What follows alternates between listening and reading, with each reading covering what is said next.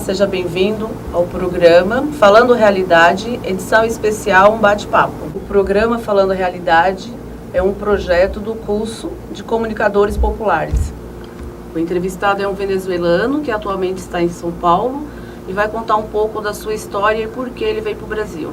Seja bem-vindo, Sr. César, e obrigado pela entrevista. E gostaria que o senhor falasse um pouco da sua história e por que o senhor veio para o Brasil. Muito obrigado pela sua invitação ao programa Falando Realidades. Já tem 10 meses contínuos aqui morando em São Paulo e vou falar um pouco acerca desse processo de migração dos venezuelanos estes últimos 2 anos para o Brasil. Mas já havia havido 2 vezes antes à cidade e para mim foi um pouco fácil, né? O tema do idioma não é tão difícil como muitos acham. Tem muita cercania entre o espanhol e o português. E em si, a migração venezuelana é um fenômeno de estudo, né? Não é só aquilo que muitos assistem em alguns meios de comunicação, em donde o Brasil, hoje em dia, tem mais de 80 mil venezuelanos e mais de 70 mil só estão concentrados em Roraima. É um fenômeno mesmo a causa do grande volume, porque nosso país tem só 30 milhões de habitantes e 2,5 desses habitantes, 2,5 de los millones de habitantes han migrado. Los venezolanos, en principio, eligieron Perú y Colombia como destinos. Y el pueblo venezolano que fica en la región oriental del país tiene cercanía con la frontera brasilera del estado de Roraima. Es aquel, ¿no?, que ya es tan conocido, que la media ha mostrado mucho, en donde ha sido una situación compleja. Ninguém quiere salir de sua terra. Fundamentalmente, esse processo de interiorização dos venezuelanos no Brasil todo, no meu caso, aqui em São Paulo, como é o caso de mais uns 800 venezuelanos, que desde o mês de abril já vieram para São Paulo, por lo que se ha chamado o Programa de Interiorização de Venezuelanos em Brasil. Ô César, quais são as causas da imigração venezuelana aqui no Brasil? Então, Alexander, a pergunta é importante, né? Porque as causas são muitas, mas demoraríamos uns 10 programas em explicar todas as causas. E eu vou, desde minha opinião, vou plantear 2 das causas mais concretas que fazem este fenômeno de migração de venezuelanos para o Brasil.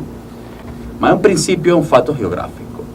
É um fato geográfico, vocês vão conseguir aqui em São Paulo, de esos 800 venezolanos, 80% deles, que vienen de los estados Bolívar, Anzoátegui, Monagas, que son 3 estados perto de la frontera. Tem que ver com condições econômicas. Por isso partimos do fato geográfico. Quando você não tem dinheiro, tem que caminhar. Tem uma migração que foi caminhando. Muitas pessoas, não foi meu caso, mas é o caso de la galera venezolana que vim desde o 4 de abril en el programa de interiorización, bien caminando. Es más difícil caminar desde el occidente del país que caminar desde la misma región oriental. Ahora, algo que es genérico, que tanto me afectó a mí como afectó a todos los compañeros, es la crisis económica. Y ahí sí, Alexander, te quería hablar de un negocio importante, y es que muchos desconocen que la situación de crisis económica de Venezuela responde a 2 fatos, los fatos demostrables. Primero, un grande bloqueo que existe contra Venezuela desde las grandes empresas productoras de lo que se consume en la sociedad venezolana, que históricamente es una sociedad de un modelo económico rentista petrolero, solo vive de renta petrolera, por ende no producía alimentos, no producía bienes y servicios, todo importado, tenía que traer de afuera. Brasil, de facto, es uno de los principales productores de alimentos, no solo para Venezuela, para el mundo todo. Entonces ahí interviene el factor económico que tiene que ver con el precio del dólar. ¿Qué acontece? Y es importante resaltar, toda divisa es un espacio de operaciones cambiarias. El valor que tiene el real en relación al dólar es uno de los valores más estables de la región, além da crisis que tiene Brasil. Esa relación de 3.3 hasta 3.9 que se ha mantenido del real contra el dólar hace que seja atrativo para o venezuelano migrar para o Brasil. É importante que sepa, Alexander, Horácio, Máquina, entraram, passaram pela divisa, han voltado para a Venezuela. E isso responde ao fato econômico.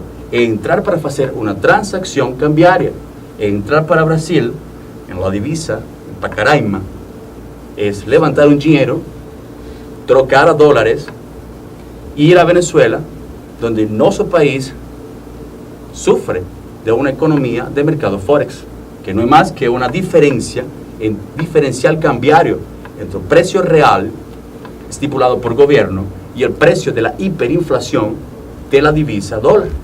Entonces, esos son los dos principales motivos que hacen que más de 70.000, casi 80.000 venezuelanos estén hoy en Brasil. César, como você está se adaptando aqui no Brasil? Horácio, no es difícil se adaptar a Brasil. Venezuela y Brasil no somos povos tan diferentes, ¿no? La diferencia es el lenguaje, causa de que nos conquistaron a vocês, conquistaron los portugueses y a nosotros nos conquistaron los españoles. Mas somos povo latino-americano. Ahora, São Paulo, yo he tenido la oportunidad de conocer 3 ciudades do Brasil, a Minas Gerais, que é Poço Alegre en Minas Gerais, Maringá en Paraná y São Paulo. A São Paulo, onde nós estamos agora, é uma metrópole, se não a terceira, a quarta maior metrópole do mundo. A realidade de metrópolis não é a mesma realidade do mato, do povo, né? Se adaptar, da situação de se adaptar, partindo do discurso anterior, que os venezolanos que estão vindo para o Brasil são os que estão mais perto, que vienen do Oriente, são mais perto do Brasil, não vienen da metrópolis de nossa capital, que é Caracas. Caracas não é tão diferente a São Paulo, só é mais pequeno. É uma cidade com metrô, é uma cidade muito rápida, é uma cidade que concentra 9 milhões desses 30 milhões de habitantes que tem meu país. Então, para que viene de uma cidade rápida, como lo é São Paulo, não? Que vem de Caracas, é fácil. Mas para muitos de nossos companheiros não ha sido fácil a adaptação. Além de que somos muito próximos, porque a sociedade paulista está conformada da mesma migração interna do Brasil. Eu moro na zona leste de São Paulo. O 90% do povo da zona leste é nordestino, que migrou para São Paulo. Então, eu acho que é mais importante, Horácio, dar os pontos que nos unem, não? Que os pontos que nos dividem. Mas não ha sido tão difícil não se adaptar. E os brasileiros imigrantes para Venezuela, eles seriam tratados do mesmo jeito? Porque quando falamos de ser tratados do mesmo jeito, quem que se trata? Né? Um tratamento que recebemos os imigrantes do povo e o tratamento do governo. Né? Se falássemos do povo, com certeza, te falei ao princípio, somos os mesmos, só diferença da linguagem. Tá? Eu acho que o povo humilde brasileiro, se tiver com fome, vai te dar uma comida, né? Se tiver com frio, vai te dar um casaco. É a natureza humana que frota, que brota dentro de, não só brasileiro, de nós, os humanos. Também está em Venezuela. Meu país já recebeu, estuvo economicamente muito bem. Venezuela é um país rico ainda, que ha sido empobrecido, mas continua sendo um país muito rico. Los años 70, la década de 70, 80, 90, y além después del proceso revolucionario de Venezuela hasta el año 2007, Venezuela estaba muy bien económicamente y era contrario, no eran venezolanos que emigraban, sino que recibían. Venezuela tiene brasileros, ya yo conocí brasileros en Venezuela. O brasileiro es muy aventurero, ¿no? Es conocido en el mundo entero por ser muy aventurero. O brasileiro es rico en cultura, porque una cultura paulista es rico en una cultura muy mixturada. Entonces sí, sería tratado por el pueblo do mesmo jeito. César, quando o senhor chegou em São Paulo, o senhor sofreu algum tipo de discriminação? Sua aceitação foi bem recebida pela população? Como você vê? Então, São Paulo tem sérios problemas de xenofobia, né? Ainda interno, de homofobia, de intolerância. É um país e uma cidade com muito preconceito. A gente ha tido que ir ainda detrás da justiça para conseguir algumas coisas que são direitos fundamentais. Falo, ocasiones, um exemplo, para aperturar uma conta de banco, com o documento que a gente tem, para ficar no Brasil, a gente tuvo que trazer a justiça, porque o povo que os empregados que servem na banca não sabiam. E eu não vou julgar, não? Eu não vou julgar quem ha tenido algum tipo de preconceito, porque a meu critério isso parte da ignorância, é não saber. Achar que és muito diferente, achar que eres extraterrestre, achar que não, somos iguais, não? Somos pessoas. Mas sim, hemos sofrido e nos hemos virado ante a situação. Ô César, por que 70 mil venezuelanos imigrantes estão no estado de Roraima? O estado de Roraima faz divisa com o estado Bolívar, é um estado que está no oriente de nosso país. São fatos tanto econômicos como geográficos. Se você tem que emigrar, e tem que emigrar a pé, como muita gente emigrou a pé, de carona, ou sem dinheiro, pues, você procura geograficamente o país mais perto. Certo. Tá? E essa concentração de venezuelanos que tem Roraima, bom, responde principalmente ao fato da cercania, do perto.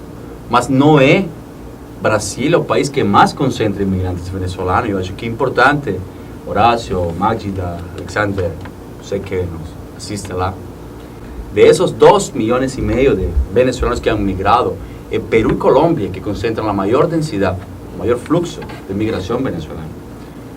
Brasil, por suas condições de cercania e por sua condição monetária em relação ao dólar, para os que moram na região oriental, inspirou a opção mais aceitável para migrar. César, qual o documento que te garante a tua permanência no Brasil? Ô Magda, quando a gente migra para o Brasil, o governo brasileiro te coloca duas opções. Você pode fazer a que eu tenho, que é o protocolo de refúgio, que a solicitud é um juízo. O protocolo de refúgio é um juízo, você tem que demonstrar por que está se refugiando, que é este, que te otorga 14 direitos civis, segundo fala o mesmo documento, pode ver, está um pouco deteriorado, mas ele estipula os direitos que a gente tem. Essa é a primeira opção. A segunda é a residência temporária no Brasil. César, eu gostaria de saber se a imigração para o Brasil é por causa da crise ou é por causa da guerra? Não existe um sem outro, não? Só que nós entendemos guerra só como um conflito bélico, quando o governo suspende garantias e é invadido por alguma outra força. É a definição simples que temos de alguma guerra. Mas meu país sofre uma guerra profundamente econômica. É importante destacar que a Venezuela é a principal reserva de petróleo do mundo, é a segunda maior reserva de gás do mundo, a quinta reserva de cobalto, que é a matérias-primas do futuro. Todos os celulares que nós usamos, a quinta maior reserva de sua matéria-prima está embaixo do sol, embaixo de terra de Venezuela, né? Então, isso evidentemente resulta em um conflito de interesses de quienes consumem e de quienes produzem. Meu país é vítima de uma profunda crise econômica que não tem jeito de se afastar de uma crise social. Porque à medida que não tienes condições de vida, então surgem outro tipo de problemáticas sociais, como a violência, como a inseguridade. Mas guerra, como é vendida por las grandes mídias de la ultraderecha internacional, não tem em meu país. Não tem um exército na rua reprimiendo. Tem pessoas alugadas para fazer algo que não é política, que é terrorismo. Porque se eu vou queimar um ônibus, eu não estou fazendo uma protesta. Porque quem vai ficar sem transporte é o povo. Se eu vou queimar um posto de saúde, porque foi feito por o governo de Maduro, não é Maduro quem vai sofrer. É o povo usuário do sistema de saúde. E essa lógica é a mesma em Venezuela que em qualquer parte do mundo. Então, nossa crise profundamente social é consequência de um bloqueio econômico, como eu expliquei ao princípio, e de uma raiz de um mercado de diferencial cambiário, que não é nada mais que o preço do dólar real versus o preço do dólar estipulado pelo governo. Quando falamos real, em economia real, quanto custa um quilo de arroz em Brasil? Uns R$2, mais ou menos. Consigue em Brasil comprar um pacote de 5 quilos por R$10. Então, um quilo deve custar R$2. Quanto cuesta, qual é que é o valor de 1 quilo de arroz no meu país? Seriam uns 900 soberanos, que é a nova moneda venezuelana. Mas quanto é que é o salário mínimo na Venezuela? 1.800 soberanos. Então, aí lleva uma lógica de deterioro, de empobrecimiento do povo.